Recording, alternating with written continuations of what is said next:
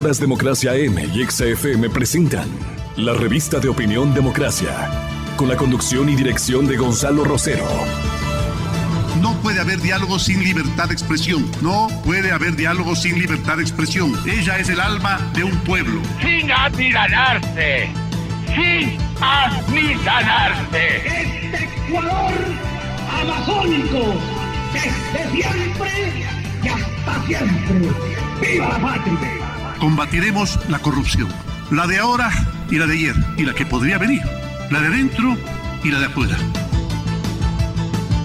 La revista de opinión Democracia. Los temas realmente relevantes. Analizados con la visión crítica del periodismo libre. Da inicio la revista de opinión Democracia. El programa en el que usted cree. Comenzamos. Gonzalo Rosero. Credibilidad incuestionable.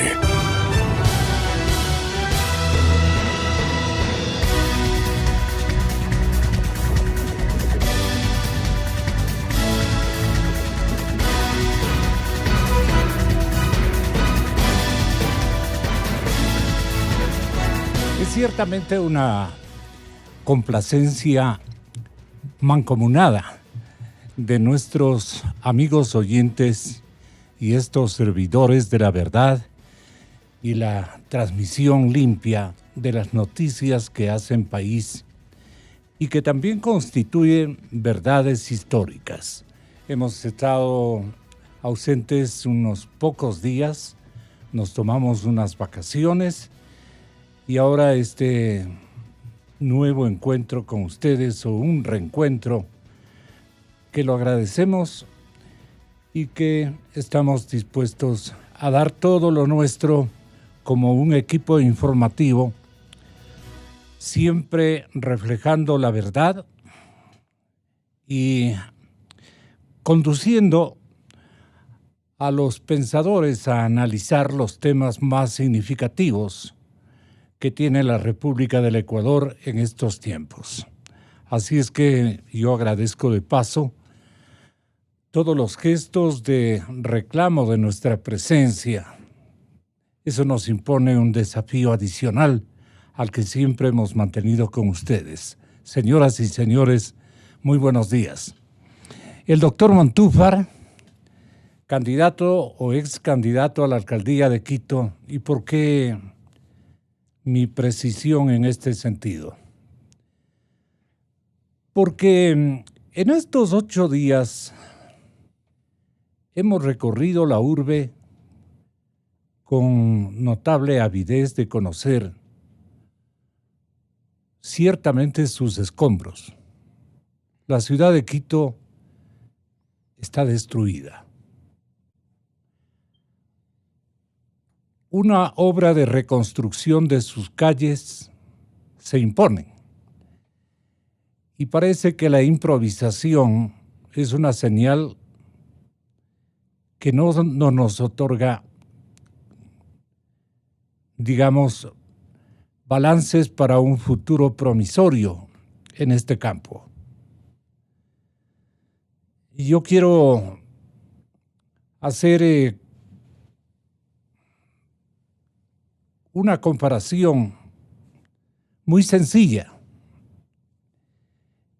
El Quito subterráneo que ya mismo comienza a activarse versus el Quito de la superficie van a tener una distorsión muy significativa.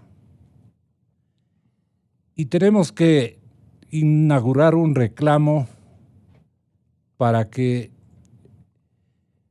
la reconstrucción de las calles capitalinas goce este momento de una priorización muy importante.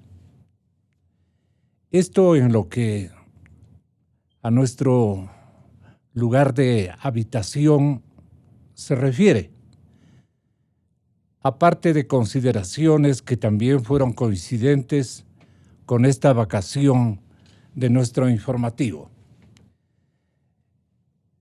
Las 4 décadas de historia democrática republicana. Hemos estado históricos en toda la dimensión Y de esto también queremos hablar, pensando que la institución militar definitivamente ha retornado a sus cuarteles tras unas 4 décadas de una actividad que no le pertenecía. Los militares han retornado a sus cuarteles y el señor coronel Alberto Molina Flores, que ha preparado un libro próximo a salir, refiere estos acontecimientos que vale la pena también comentarlos. En estos 40 años de democracia formal que ha vivido el país, dice el señor coronel Molina, ha estado condicionado a diferentes factores de la economía y de la política.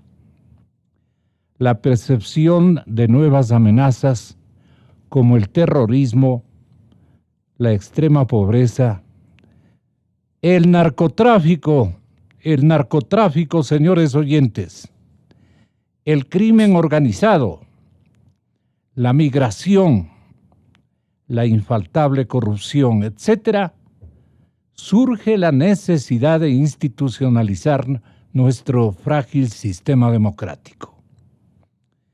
En la última intervención militar en nuestro país, esto es desde el año 72, que por coincidencia muy grata para nosotros, comenzaron nuestros empeños periodísticos del 72 al 79, es decir, durante 7 años, los militares tuvieron el poder político.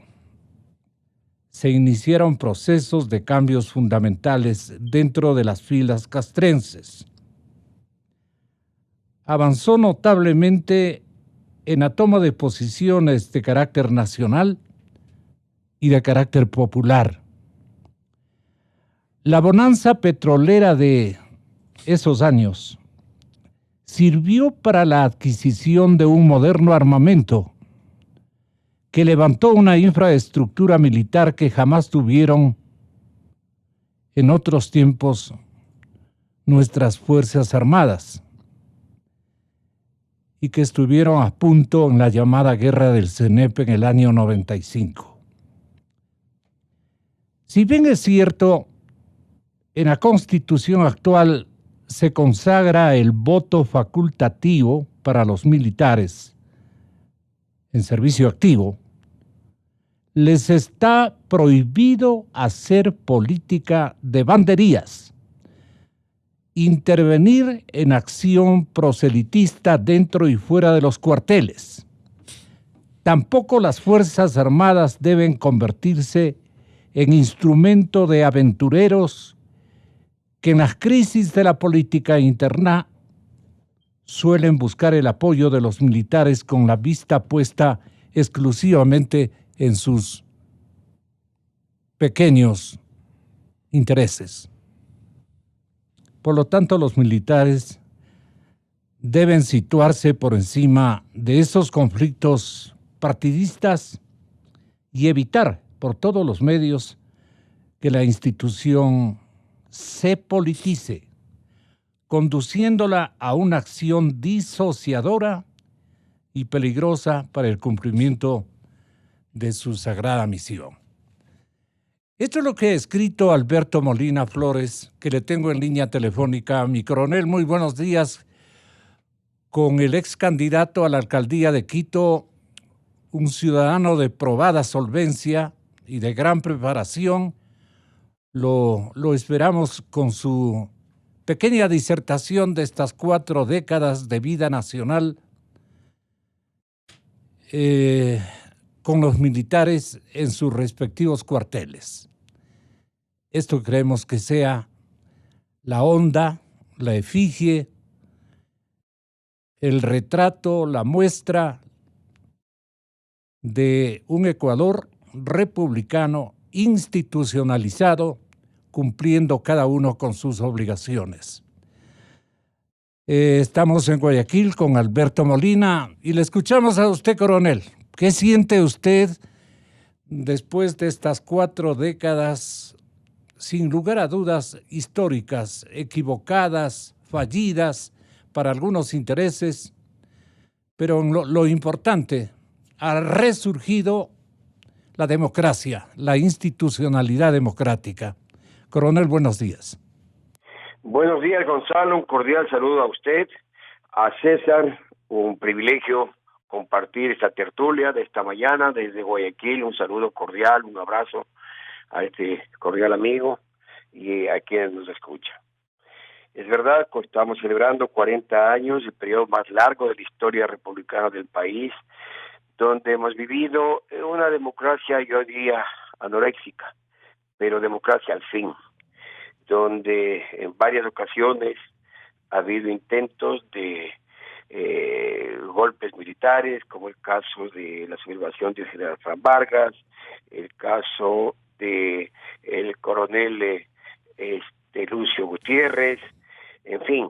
En todo caso, el proceso que se inició como inédito en América Latina en ese entonces, en los años 70, cuando los países de América Latina estaban gobernados por dictaduras militares, especialmente el Cono Sur, que recordamos, ¿no? Por su virulencia y represión. En todo caso, las Fuerzas Armadas inicialmente dieron el golpe en contra del doctor José María Velasco Ibarra, entronizándose en el poder el general Guillermo Rodríguez Lara. Es un etapa interesante porque aparece el petróleo, no es un proceso, luego con el triunvirato, un proceso concertado entre el gobierno militar y la sociedad civil, es decir, ahí se nombran 3 comisiones, como recordaremos, ¿no? La comisión en que tenía que estudiar la Constitución de 45 reformada, una nueva Constitución que después se plasmó y se aprobó en un referéndum, la Constitución del 78, así conocida. En todo caso, esa década, si bien es cierto, se habló también de que el gobierno, al menos del general Rodríguez Lara, fue una dicta blanda. Se inscribe en los gobiernos nacionalistas, especialmente con el ejemplo del gobierno de Velasco Alvarado en el Perú, es decir, un espíritu nacionalista, y sobre todo contando con recursos económicos producto de la explotación petrolera. Es la verdadera modernización de las Fuerzas Armadas. Ahí se adquiere un armamento que no tuvimos nunca, instalaciones como el concepto de los norteamericanos, de las bases, no los fuertes militares como existen hasta ahora, el fuerte militar Atahualpa, en Aloa, acá el fuerte militar Huancavilca.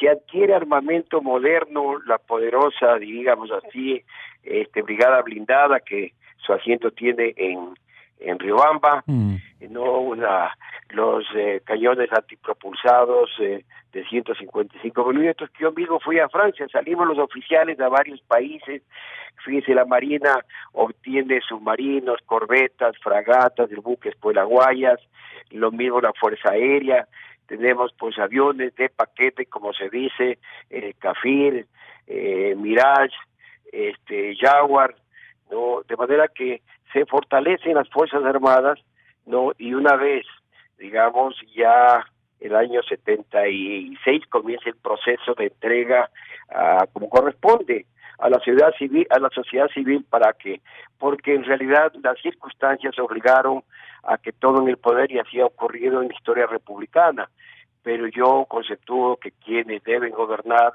quienes, digamos, tienen la responsabilidad de conducir a un país, son los civiles a través de los partidos políticos que deben fortalecerse. Uh-huh. Hemos pasado en estos 40 años, doctor Montúfar, por una guerra victoriosa, sostiene Alberto Molina. Hemos pasado por unos años de democracia, aunque débil, pero democracia al fin. Guerra victoriosa, alzamientos militares y policiales, una crisis económica terrible, y un gobierno que trató de debilitar, dividir y cooptar a las Fuerzas Armadas para fines políticos. Sin embargo, el compromiso de los militares ha estado con la patria, ha sido con su país o ha tenido intervalos que hoy no los deseamos bajo ningún punto de vista. Han retornado los militares a sus cuarteles. Y esto en una celebración, si cabe el término, de la memoria cívica de nuestro país y sus ciudadanos, vale la pena recordar con los apuntes que usted, hombre de la modernidad ecuatoriana y talentoso y cívico ciudadano, nos pueda ofrecer en este cuatrenio, digamos no cuatrenio, en estos 40 años de vida republicana, que han sido aptos, como decían los señores presidentes, respondiendo qué es la democracia: Jaime Roldós, León Febres Cordero, Yamil Maguad, Osvaldo Hurtado, Rodrigo Borja, Fabián Alarcón, Rosalía Arteaga, Lucio Gutiérrez, Sixto Durán Ballén. Aquí están sus palabras de 25 años de democracia que lo estamos celebrando prácticamente a los 40. Las democracias no deben ni pueden ser débiles. ¿Qué es la democracia? En buen romance, en palabras sencillas, el gobierno del pueblo, por el pueblo, para el pueblo. Gobierno del pueblo significa que el gobierno debe ser democrático en su origen, tiene que ser votado en elecciones, no puede ser un golpe militar el que lo constituya. Gobierno por el pueblo significa respetando la Constitución, las leyes, la participación ciudadana. Gobierno para el pueblo significa que el objetivo final sea el bien común de los ciudadanos. Una democracia es un sistema político que se sostiene en el cumplimiento de la ley. Nosotros soñamos, y yo personalmente sueño, en que alguna vez tengamos una libertad de una democracia de 3 dimensiones. Democracia económica, democracia política y democracia social. La democracia es aprendizaje permanente en base a ejercicio de la misma, que incluye errores, que incluye vicios, que incluye defectos, pero que se va avanzando. La democracia me suena como un sueño que a veces estamos cerca de alcanzarlo, otras veces no tanto. La democracia definitivamente es el mejor sistema de vida que tenemos actualmente los seres humanos. Pero para mí es el único modo en que debemos vivir y trabajar en este país. 25 años de democracia, las voces de nuestros mandatarios. ¿Qué le convocan en términos de una reflexión límpida, pensando en el país, en la patria? Muchísimas gracias, Gonzalo. Un gusto y un saludo a todos los oyentes de Radio Democracia. Quisiera también aprovechar para enviarle un abrazo y un saludo a Alberto Molina, un ejemplar militar ecuatoriano que además con su pensamiento, con su vocación académica y de reflexión, constantemente nos está alimentando, y con la publicación de sus libros. Yo creo que el caso de Alberto es un caso ejemplar de un soldado, de un militar, de un ciudadano y también de un intelectual que ha reflexionado precisamente el tema de la relación entre militares, política y sociedad. Gonzalo, yo quizá voy a hacer un análisis un poco diferente. Yo no creo que estemos celebrando 40 años de democracia.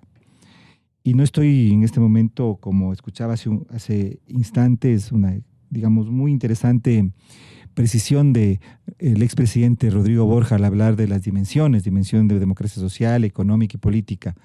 No estoy hablando de que en realidad no estoy siendo tan ambicioso, pero creo que sí tenemos que reconocer como un récord importante en la historia ecuatoriana, o como un dato importante a relevar en la historia ecuatoriana, que tuvimos 10 años durante la época en que Rafael Correa asumió la presidencia del país, de la llamada Revolución Ciudadana, que no vivimos democracia. Durante el régimen de la llamada Revolución Ciudadana, yo diría, el momento en que inició el proceso en el cual el Tribunal Supremo Electoral, estoy remontándome a los primeros 3 meses del gobierno de Rafael Correa, decidió destituir a 56 diputados, cambiar el de entonces tribunal, o presionar sobre el tribunal de Garantías Constitucionales y convocar por fuera de la Constitución a una asamblea constituyente, en ese momento se rompieron los principios fundamentales de la democracia, que implica básicamente el que exista un equilibrio de funciones, de poderes, y eso llevó a una concentración total del poder en manos del expresidente Correa. Entonces yo diría que más o menos desde el 2007 hasta el 2017, mediados del 2007 a 2017, no vivimos una democracia. Hubo elecciones, sí. Elecciones a través de las cuales, con una ventaja electoral institucionalizada por el control sobre la autoridad.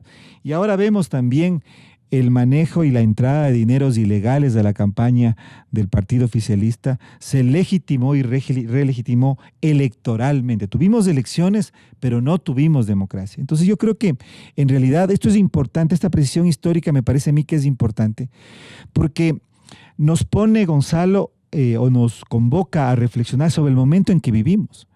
Y yo creo que el momento en que vivimos, en esta coyuntura, luego de que Lenín Moreno asume el poder, es muy parecida a la que vivimos en el periodo 78, 79, 80, que es el de una transición a la democracia.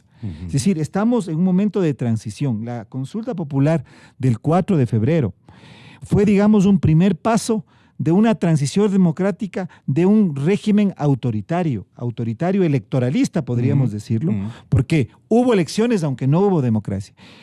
Esto, Gonzalo, me parece que impulsó una persecución judicial, además. Que violentó los derechos civiles y políticos de los ciudadanos, que como usted acaba de decir, generó una concentración total del poder, que eliminó lo que podríamos decir el funcionamiento de un Estado de Derecho, y que además ahora conocemos con mucha claridad que fue parte de un proyecto además delincuencial, es decir, la corrupción fue parte consustancial, un elemento constitutivo fundamental de ese régimen. Entonces, me parece que el identificar, no que vivimos 40 años de democracia, a mí me parece que esa visión, desde mi modo de ver, es equivocada, y además de ser equivocada nos lleva a no comprender y aquilatar o interpretar de manera correcta el momento en el que nos encontramos.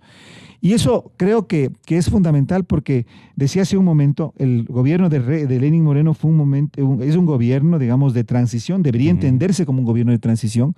Está bien. Pero que no termina de cuajar. Una transición que fue importante en la consulta del 4 de febrero, pero que ahora no sabemos hacia dónde va. Y creo que... ¿Y eso por qué? Porque evidentemente nos quedamos ahí. Hoy se discuten varias importantes, creo que trascendentales reformas de la Constitución, la eliminación del Consejo de Participación Ciudadana y otras reformas que deberían darse en el país. Creo que ha habido un avance importante en la restitución de derechos. Hoy respiramos un clima de mayor libertad. No hay persecución aparentemente, es decir, claro, hay elementos que hay que rescatar, han ocurrido luego de que Lenín Moreno tomó el poder, pero creo que lastimosamente no llegamos realmente a un camino, un derrotero claro de reinstitucionalización de la democracia. En el 79, si me permite, Gonzalo, cuando Jaime Roldós, o más bien en el 78, cuando se crearon aquellas comisiones de reestructuración jurídica del Estado, sabíamos a dónde íbamos a llegar. Había un derrotero claro, una visión muy clara. Hoy, yo le diría, no está tan claro hacia dónde vamos. Hubo algunos pasos importantes, pero me parece que no hay una transición que nos permita realmente entender hacia dónde vamos. ¿Este statu quo requiere una definición institucional o histórica? En los dos casos, yo creo que el comprender que el gobierno de Lenín Moreno es un gobierno de transición hacia la democracia, implica primero, como decía hace un momento, entender claramente lo que fue el gobierno de Correa. Fue un gobierno autoritario, fue un gobierno... Él decía, perdón, doctor, que es jefe de todos los poderes. El presidente de la República no es solo jefe del poder ejecutivo, es jefe de todo el Estado ecuatoriano. Y el Estado ecuatoriano es poder ejecutivo, poder legislativo, poder judicial, poder electoral, poder de transparencia y control social, superintendencias, procuraduría, contraloría, todo eso es Estado ecuatoriano. ¿Por qué las Fuerzas Armadas no opinaron sobre este particular modo de ver las cosas de este Correa, de este jefe institucional del país, comandante en jefe de las Fuerzas Armadas, que se declaraba jefe de todos los poderes? Gonzalito, el tema no tiene por qué opinar las Fuerzas Armadas. Para eso están las distancias del legislativo que tiene la obligación de vigilar, no la constitucionalidad. Hay una corte constitucional. Ni siquiera manera de un correctivo, coronel. Es que, Gonzalo, es que las Fuerzas Armadas no están para eso. Correcto. Para eso están las distancias. Si no, este Estado cualquiera puede opinar. La policía puede opinar, los militares pueden opinar. No, señores. Es decir, no deliberantes. No, bien claro dice la Constitución. Las Fuerzas Armadas se deben, eso más entre paréntesis, borraron, quiero hacer énfasis de lo que César nos ha indicado, que estoy de acuerdo. Hemos vivido una democracia formal, diría yo, como está pasando en América Latina. Vea usted en Venezuela. Se votó, obviamente, cuestionado, pero ahí sigue, dice, estamos en democracia. Vea en Nicaragua, igual llegaron por las urnas de Ortega y tenemos un neosomocismo. En los países que yo llamo el club de dictadores, del ALBA, en Bolivia igual, etcétera, etcétera. Pero yo quería más bien resaltar, mi querido Gonzalo, en estos 40 años de altibajos, vea usted en el gobierno de Rodós, apenas entronizado en el poder, tenemos la famosa, conocida como guerra de Paquilla. De Paquilla. ¿No? Guerra de Paquilla. Entonces, ese es un ejemplo de que los militares debemos estar en lo que corresponde, no en el manejo político ni la administración del Estado. De manera que esa impronta que fue el año 81 en la Guerra de Paquilla, yo creo que es un ejemplo palmario de otro acontecimiento, la firma de la paz con el Perú. Pero eso vamos a ver, pero el tema, por ejemplo, quiero resaltar un hecho importante en el gobierno del presidente Rodós, la huelga o alzamiento policial, igual que 30S, en enero, exactamente el 5 de enero del 81, no debemos perder de vista este hecho, Gonzalo. ¿Por qué? Porque hay una diferencia del estadista con el dictador. Con presidente Rodós, conoce esa mañana del 5 de enero que hay un alzamiento en el mismísimo regimiento Quito. ¿Qué es lo que hace? No va pues a desafiar a los policías, no va a sacarse la camisa y decir que le maten. Simplemente dice el ministro de gobierno de aquel entonces, el doctor Fero Blum, que él como ministro de gobierno debe resolver ese problema policial. Y resuelve. En la noche está resuelto el problema. Y al siguiente día va el presidente Rodós, ¿no? Y he recibido con aplausos, obviamente, de Fenestra al mando policial, ¿no? Y resuelve el problema. Pero vea usted, este hecho es importantísimo que recordemos los ecuatorianos, porque a diferencia de 30S, bueno, tenemos las consecuencias, ¿no? Un bombero que va a apagarle fuego con gasolina, como se dice, ¿no? De manera que ese es importante. Importante también es el gobierno de Hurtado, que respeta leyes y reglamentos militares. Mire, ese es importante. Es decir, obligar que los militares estén cumpliendo lo que les corresponde a los militares. Un entrenamiento diario, permanente, ¿no? Porque los problemas pueden resolver, aparecer de la noche a la mañana un terremoto, por ejemplo. Hablemos, dice, no, ya no hay la posibilidad de un enfrentamiento bélico. Vea usted, se decía en Europa y en las goteras de Europa hubo la guerra de los Balcanes, ahorita el tema de Crimea, el tema de Ucrania, en fin, etcétera, etcétera. Pero bueno, volvamos al Ecuador. Luego, en el gobierno de Febres Cordero, hay la sublevación de Fran Vargas. También, mire usted, un problema que debe enfrentar el gobierno de Febres Cordero. Asimismo, el secuestro en Taura, que fue un hecho, histórico realmente preocupante, porque ahí intervienen las Fuerzas Armadas, es decir, un segmento de las Fuerzas Armadas, podemos decir, no digamos las Fuerzas Armadas, los famosos comandos, y luego aparece Alfaro Vive, un grupo subversivo que dice y proclama que va a tomarse poder por las armas.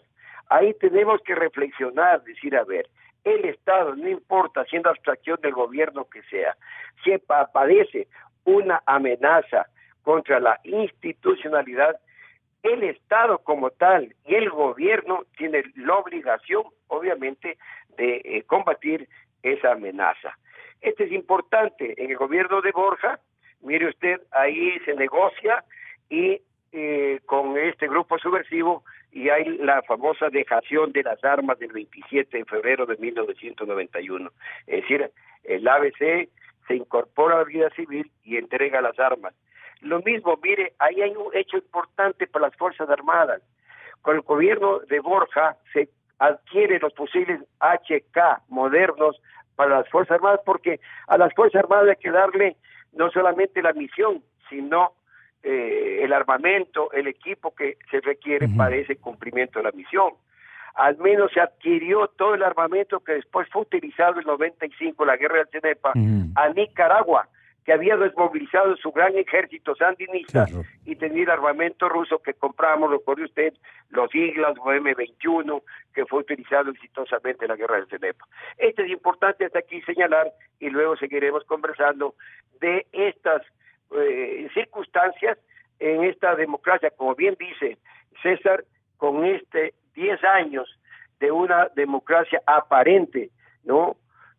Pero que vivimos en una dictadura que ya vamos a conversar. El doctor Osvaldo Hurtado, expresidente de la República, anotaba en este medio de comunicación en días pasados y se refería a que existe aún correístas manejando la justicia ecuatoriana. Recién desde hace un par de meses el Ecuador tiene un fiscal independiente. Antes eran fiscales cuya función era proteger al dictador Correa. Pero seguimos teniendo jueces nombrados por Correa, esbirros de Correa, a los que todavía les da órdenes. Y mientras no se cambien a esos jueces, ¿quién va a condenar a Correa? Aún en el caso de que el fiscal inicie una acción penal contra él. ¿Cómo acaba de suceder con la mano derecha e izquierda de Correa, que ocupaba la Secretaría General de la Administración o la Asesoría Jurídica de la Presidencia de la República? ¿Cómo le parece, doctor Montúfar? Bueno, yo coincido con lo que acaba de decir, lo que acabamos de escuchar del doctor Hurtado. Precisamente por eso es que es importante entender este momento de transición. Este momento de transición del autoritarismo del régimen correísta implica varias cosas. Primero, me parece a mí, como hace un momento discutíamos, el hecho de que podamos llevar adelante realmente una reforma constitucional que permita que el Ecuador vuelva a tener un Estado democrático. Ese Estado que construyó el correísmo, hiperpresidencialista, con la figura presidencial y con la presidencia en el centro de todo el sistema político, económico e interviniendo, yo diría, de manera antidemocrática sobre la sociedad. Que volvamos a tener un Estado en el que 3 funciones del Estado puedan equilibrarse y ser autónomas e independientes. Un Estado en el que la Fiscalía, la Contraloría, la justicia pueda manejar, pueda operar, pueda funcionar sin el control, sin la subordinación al poder político. Un Estado, además, que permita precisamente que la iniciativa privada, que las posibilidades de emprendimiento, que no ahogue al sector privado, que no ahogue a la sociedad, que permita que la sociedad civil pueda ser autónoma, que permita que la economía pueda funcionar sin tener al Estado como el motor de la economía. Un Estado, además, en el que, mire, en la Constitución correísta se estableció un régimen de desarrollo que hace que el Ejecutivo sea el órgano rector de múltiples actividades de la convivencia económica y social, es decir, es necesaria una reforma constitucional. Un segundo elemento de esta transición pasa precisamente por el que la justicia, los operadores de justicia, la Fiscalía, la Procuraduría, en eso hemos avanzado, pero no se ha avanzado totalmente. Por eso me parece fundamental este proceso de evaluación de jueces que en este momento ha iniciado y que está a cargo del Consejo de la Judicatura, para que realmente los operadores del nuevo Estado representen a sus instituciones y no representen o no sigan las órdenes del superior. Ayer Diario El Comercio, o anteayer, publicaba la forma como esta señora Pamela Martínez, que era un eje de esta trama de corrupción, determinaba y gobernaba e influía sobre la Corte Constitucional antes de que ella fuera jueza de la Corte Constitucional. Y el tercer elemento que es fundamental es de la lucha anticorrupción. El Estado correísta fue un Estado delincuencial, hay que decirlo con todas sus palabras. Se institucionalizó la corrupción, se organizó, se legalizó, se estructuró un esquema de delincuencia organizada desde la cual operaron las instituciones en función de favorecer a empresas nacionales y extranjeras, los contratos de un Estado millonario por el precio del petróleo, estableciendo un núcleo, yo diría, delincuencial, de delincuencia organizada desde la que funcionó el Estado durante la época de la Revolución Ciudadana. Y por eso es que entonces la lucha anticorrupción, el hecho de que se puedan investigar, sancionar, y además que el Estado ecuatoriano pueda ser reparado y los ecuatorianos podamos ser reparados, no solamente en lo económico, sino también en lo moral por el daño causado, es un tercer elemento fundamental de esa transición. Pero me parece, Gonzalo, que entonces, yo diría, más que celebrar 40 años de democracia, yo discrepo con esa posición. Creo que los ecuatorianos en este momento tenemos que reconocer el tipo de Estado que vivimos durante la época correísta e identificar cuáles son los temas críticos principales, los desafíos fundamentales de la actual transición para que de esa forma podamos realmente reinstitucionalizar una democracia mucho más profunda, mucho más vigorosa en nuestro país. Consultemos a un dirigente campesino, un dirigente del pueblo. Está con nosotros Mesías Tatamuez. A esta hora de este día, 7:34 de la mañana. Mesías, buenos días. ¿Qué reformas pueden evitar un régimen hiperpresidencialista? Nos interroga a todos los ecuatorianos César Montúfar, que me acompaña en el estudio. Bienvenido, Mesías. Buenos días, don Gonzalo, buenos días. Un saludo a César, un saludo al coronel Molina, que me indicaron que también está desde Guayaquil. Es correcto. Mire, desde Guayaquil, sí. Yo también estoy desde acá de Manta. Estamos acá en el trabajo, organizando desde Puerto Viejo, organizando una reunión que vamos a hacer el jueves aquí en Puerto Viejo, y acá en la costa sí toca a caminar un poco y dar la vuelta con la gente. Mire, yo creo que sobre la democracia que ahora dicen los 40 años que está de moda, yo creo que es una parte interesante de discutirla y ver cómo es lo que se ve todos los ecuatorianos, cuál ha sido el avance del país y cuál ha sido también los problemas en el país. Yo creo que es democracia no existe, don Gonzalo, porque nos engañaríamos si dijéramos que hay una democracia dentro de todo ese derecho, porque la democracia es cuando están todos los derechos para el pueblo y dentro de toda esa parte, y principalmente la justicia ha venido secuestrada desde hace más de 40 años, y eso tenemos que recordar. Usted sabe, hasta se puso tanques, todo es lo que se ha dado dentro de todo este nivel. Y en ese derecho también tenemos que ver la prepotencia de los últimos 10 años, también qué es lo que ha pasado, y la economía. Hemos tenido golpes y golpes durante este año. La muerte de Roldós, que no fue realmente aclarada. Yo no he sabido y no se ha aclarado dentro de todo este derecho estos últimos años. Está bien dicho aquello.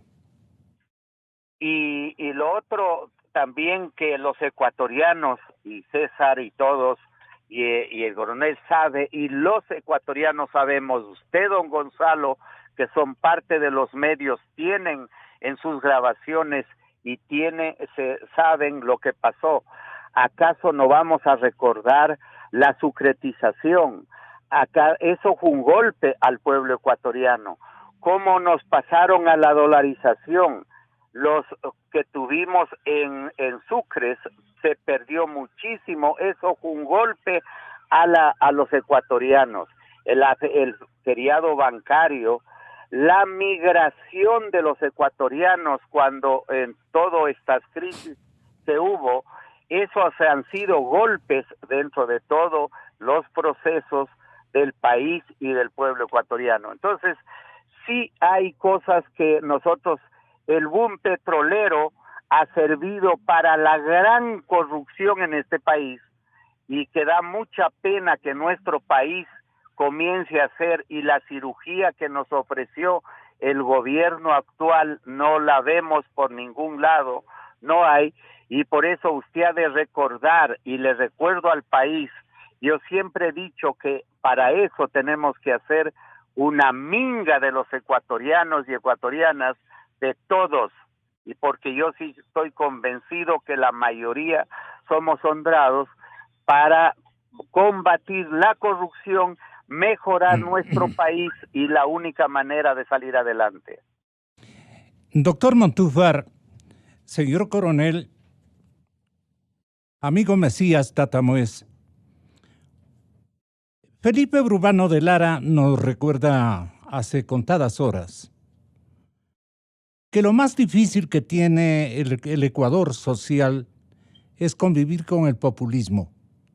Y ahora que están 3 o 4 sectores alineados en esta meditación de los 40 años de actividad, llamémosla por lo menos intento de democracia, hay una coyuntura enorme de prosperidad fiscal, o hubo durante estos 40 años una coyuntura de enorme prosperidad fiscal, en donde se impuso una habilísima estrategia de liderazgo personalista que mantuvo en el poder a Rafael Correa en una década que nos parecía eterna. El populismo se volvió radical y devino en un poder corrupto, en un régimen totalmente autoritario que manipuló la institucionalidad, abusó del poder, dispendió recursos y corrompió el manejo estatal. Felipe Urbano de Lara escribía este fin de semana que lo que más resulta complejo y difícil es convivir con el populismo. ¿Usted qué opina, doctor Montúfar? Creo que coincido con Felipe en lo que en la lectura que usted acaba de hacer, Gonzalo, pero me parece que las actuales amenazas a la democracia, no solamente en el Ecuador, sí en el Ecuador con mucha fuerza, sino en otros países de la región y del mundo, van más allá del populismo, y me parece que son mucho más complejas, y me parece que son mucho más difíciles de identificar y de luchar contra ellas. A mí me parece que la principal amenaza en este momento de las democracias, y una de las principales, si no la principal amenaza en el Ecuador, es la corrupción. Y la corrupción no tiene necesariamente un ropaje populista, puede no tener un ropaje populista. Correcto. Y esto pasa por el hecho de que, en realidad, las actuales democracias, por decirles de alguna manera, en América Latina y en el Ecuador, o los gobiernos más bien dicho, han sido penetrados han sido cooptados, han sido tomados por grupos que persiguen fines ilícitos. Perdóneme que tome como ejemplo algo que está muy de moda en este momento, que es este proceso que lleva adelante la Fiscalía, el tema del caso Sobornos 2012-2016.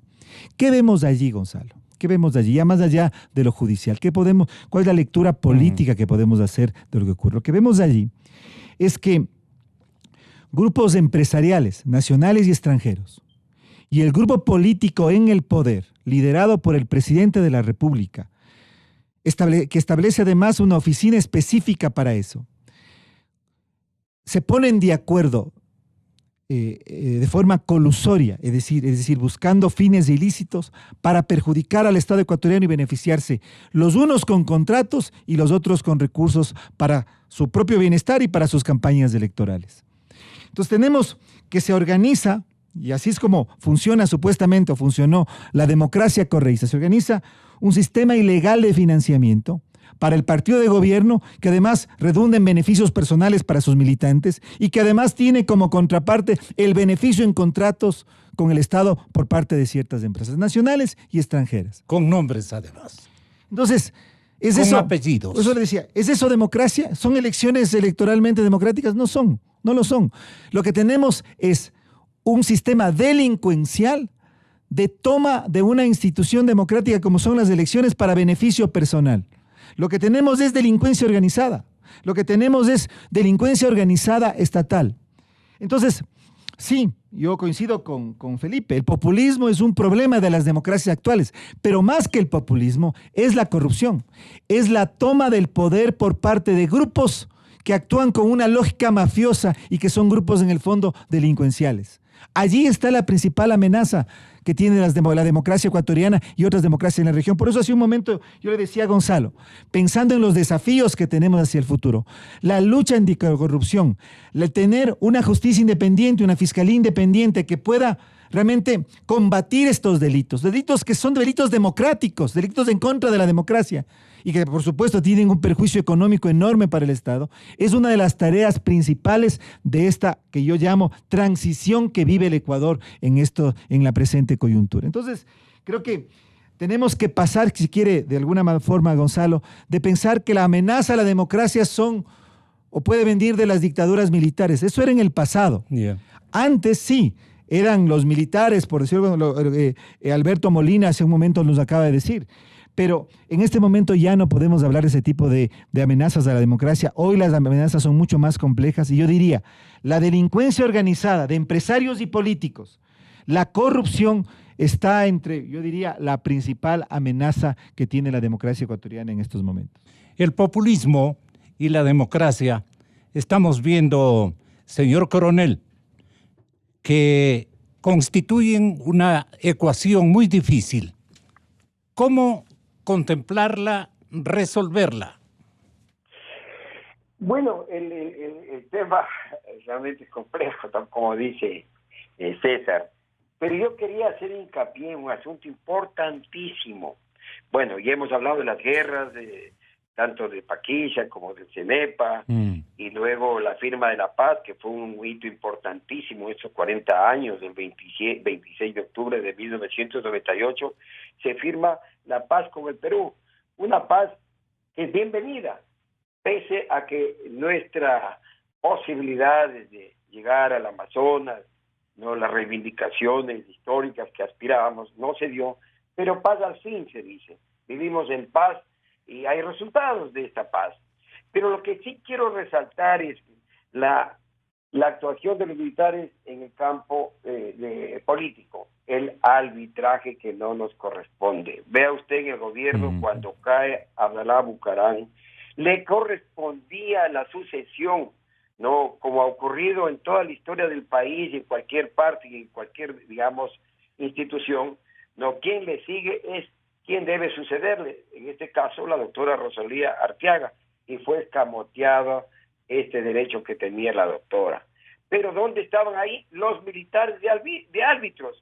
Igual sucede en la caída de Yamil Maguad, la presencia militar como árbitros.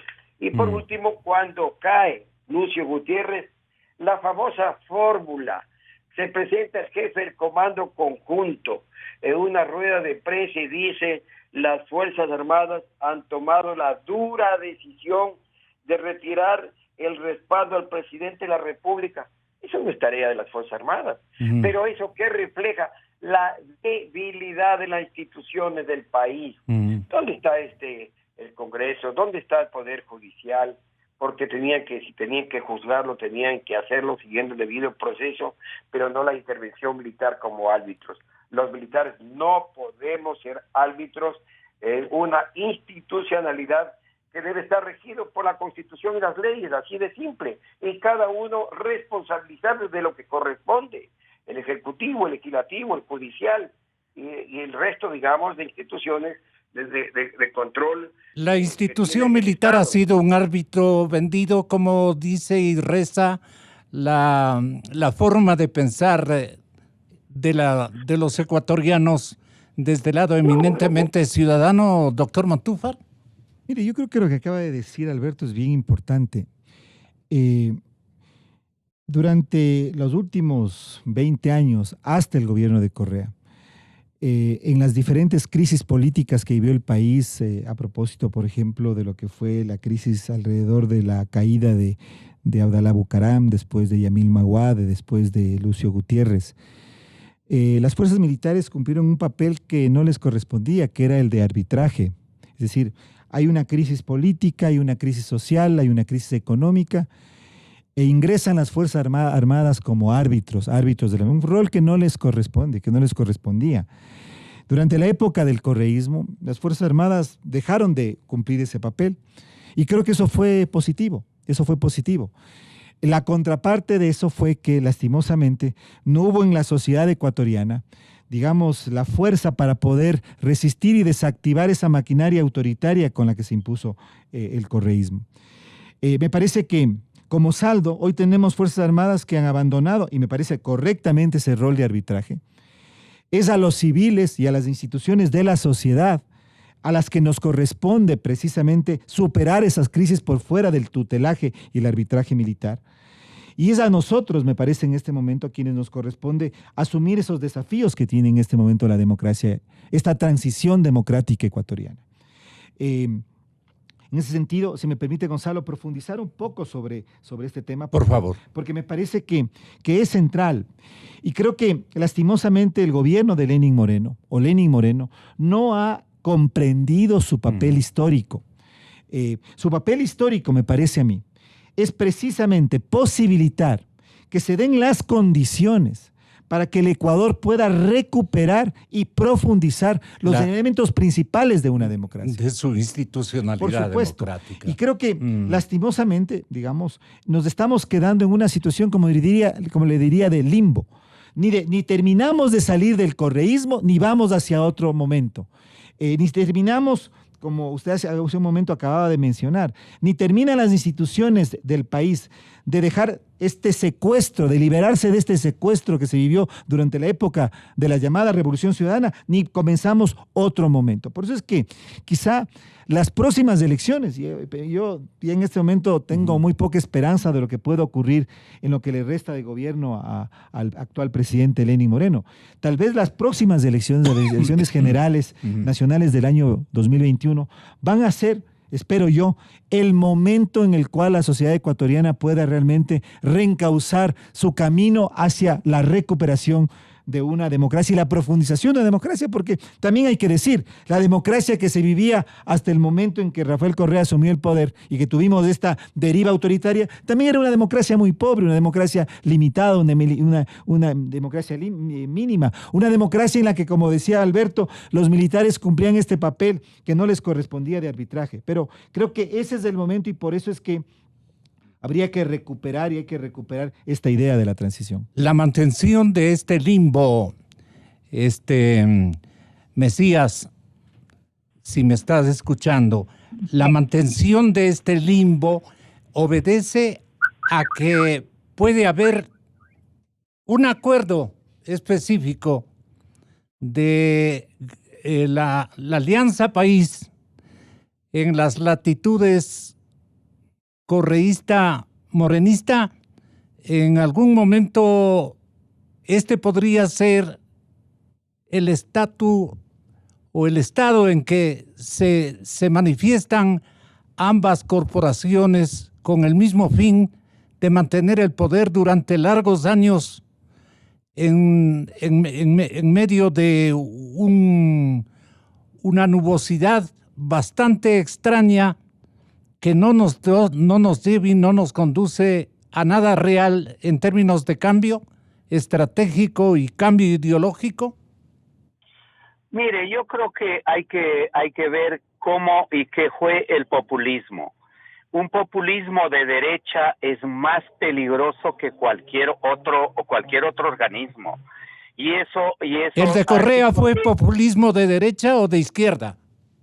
Correa fue, acuérdese, y habemos gente honesta que estuvimos desde el principio en contra de esto, porque también hay culpables de lo que realmente ha pasado dentro de esto. No podemos solo decir que los militares por ahí, también hubieron sectores civiles. Y si no, veamos en el correísmo, carambas, eran tras de Correa y quien lo endiosó a Correa son muchos sectores que ahora ya dicen que son independientes y otros dicen que son morenistas. Esa es también la realidad y por eso es lo que armaron la justicia, la amarraron muy bien la justicia y gobernaron. Yo les digo a los amigos que están dentro de esta discusión, más a los ecuatorianos, ¿cómo se gobernó dentro de ese periodo? Se gobernó con el miedo, se gobernó violando las leyes, la Constitución, y el presidencialismo se lo manejó muy bien dentro de eso. Por eso es lo que sí hay que ir también un día a discutir, que hay que ir a una reforma constitucional dentro de todo ese derecho, porque aquí no se puede decir esto. Acuérdese que nos dijeron que era una constitución de 300 años y ellos mismos la han violado dentro de todos estos derechos.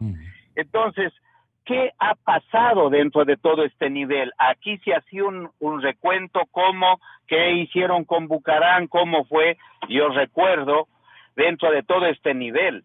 Por eso es lo que no se puede poner a todo el mundo en el mismo saco. Yo he visto, si no recordemos la prensa escrita en estos últimos y también televisión y este medio como el suyo, han recordado, yo he visto en fotos, las fotos no mienten, don Gonzalo, ahí se los ve lo que sabía decir Bucarán, quién estaba en la camioneta y quién no estaba.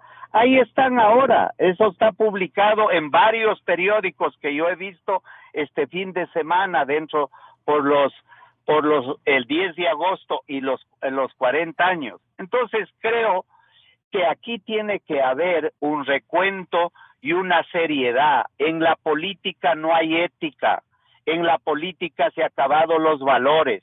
Ese es un problema para los ecuatorianos.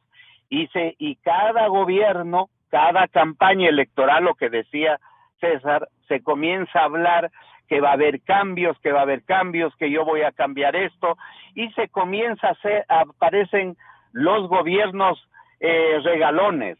Entonces se dice que estamos en crisis, pero al pueblo se lo sigue apretando, que el pueblo sea el que pague, y el que está de turno de gobierno sigue regalando. La corrupción, ese populismo, ese es lo que realmente era. Por eso, cuando usted ha de recordar, le hago acuerdo al Ecuador, cuando nos preguntaron que qué era Correa, yo se había dicho, y está escrito en los diarios, había dicho que era un gobierno conservador de derecha y populista, porque nunca fue lo que ellos dicen, que han sido socialistas, porque hasta ese daño le han hecho a la izquierda ecuatoriana, ese daño le han hecho, repito, a la izquierda ecuatoriana. Por ello tiene que haber un debate público, serio, franco, sincero, para que el país gane, que las leyes no sean para los grupos de ningún sector, sino las leyes sean para el Ecuador y para el desarrollo del país. Solo así, don Gonzalo, y ecuatorianos y amigos, todos, podemos ir cambiando en el Ecuador. Si no, vamos a seguir cada rato lamentándonos, lo que decía César, todas las violaciones. Y yo sí creo que aquí sí hay que apoyar, por ejemplo, lo digo dentro de todo este derecho, yo sí creo que hay que apoyar dentro de la justicia que un poquito se ha zafado, que es la fiscal. Eso es lo que hay que apoyar, porque si nosotros no apoyamos también autoridades que están en control. ¿De qué manera tenemos que apoyar a Diana? A Diana, primero, que barra ahí todavía dentro de la fiscalía, que barra a muchos corruptos que todavía hay dentro de la gente honesta, porque también lo hay. Y lo mismo en la judicatura, porque hay gente honesta, no podemos decir que no hay, pero también hay gente que usted ha visto cómo han dado las últimas sentencias, que se mande a la cárcel a aquellos que realmente robaron en este país, pero que vuelvan la plata, porque si no, mire, este es un cuento que van a volver, no van a volver nunca realmente eso, pero eso es cuando haya justicia, que el pueblo ecuatoriano controle, que la justicia esté en manos de gente honesta, porque lo hay, de juristas honestos, porque lo hay. Eso es lo que tenemos que aspirar todos, y yo les diría a los amigos del panel y a los ecuatorianos, todos tenemos que pensar en el Ecuador. Si el Ecuador queremos que salga adelante, si el Ecuador queremos que vaya, tenemos que ir al combate de la corrupción. Hay dos grandes sectores que está luchando ahorita dentro del país: corrupción y el desempleo. Eso es lo que tenemos que discutir entre ecuatorianos en beneficio de los desempleados y de tanta gente que ha sido perjudicada desde hace muchos años dentro de todo este nivel. Gracias, Mesías. Lo último, César, lo último, Alberto. Voy con usted, coronel. Bueno, yo pienso que no he hablado del gobierno de Correa, y lo he hecho pues muy bien César, porque esto es inédito en todos los 40 años, no solamente los 140 años, sino desde 1830 no hubo un gobierno, no como Rafael Correa, que diera los mayores agravios, desplantes, descalificaciones y atropellos contra las Fuerzas Armadas. Incluso usted recordará, pues no llevó o quiso llevar la lucha de clases para enfrentar tropas como oficiales. Es criminal. Él debió ser procesado por alta traición a la patria, porque requeríamos todo un programa con usted, Gonzalito, para analizar el gobierno de las Fuerzas Armadas, digamos el gobierno de Correa, y qué es lo que hizo contra las Fuerzas Armadas. Claro, en el imaginario de la gente decía, ¿por qué no reaccionan los militares? ¿Por qué no le votan? Porque ha sido peor. Yo creo que, si bien es cierto, hubo lenidad en algunos mandos, ¿no? Con excepciones, ¿no? Porque yo tuve oportunidad de conversar con algunos de ellos y decirles, no les podemos golpes de Estado, ni mucho menos, sería una locura, sino firmeza, hacerles ver. ¿Firmeza en qué, coronel? ¿En qué la firmeza?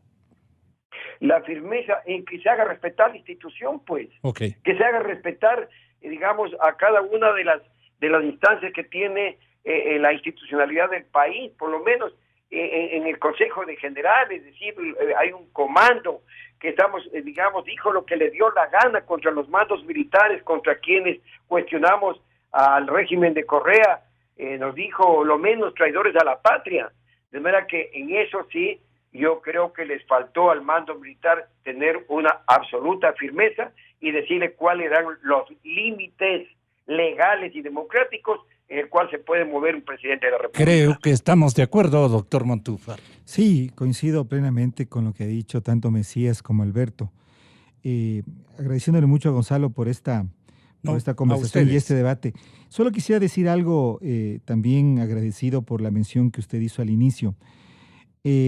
el 24 de agosto se cumplen ya 100 días de la administración del actual alcalde Jorge Yunda. Y creo que esa va a ser, me parece a mí, ya un primer momento en el que vamos a poder hacer una evaluación de lo que han sido estos primeros 100 días de alcaldía. Yo diría temas que han sido omitidos, algunos aciertos. Yo pensaba inaugurar ya mismo. ¿Usted nos ofrece para qué fecha? Para cuando usted me diga, tal vez esta semana no, porque estoy saliendo de vacaciones, pero en adelante, por supuesto que estaré encantado, Gonzalo, de participar. Y creo que esta discusión y este debate sobre la administración municipal, sobre la alcaldía del alcalde Yunda es fundamental, porque Quito está en un momento crítico, es un momento en el que si no se toman los correctivos que deben tomarse, esto se va al diablo. La deriva, exactamente. La crisis del deterioro. Al diablo. El deterioro de la ciudad puede ser realmente. Esto se va al diablo. Me parece que lo que usted acaba de decir es exacto. Así que gracias, Gonzalo, y un saludo tanto a Mesías y a Alberto y también, por supuesto, a todos los amigos de Radio Democracia. Muchas gracias. Muchas gracias a todos. Volvemos con Enrique Ayala Mora y Lucio Gutiérrez. Inicio de espacio promocional y publicitario. Entendemos que es momento de impulsar ideas verdes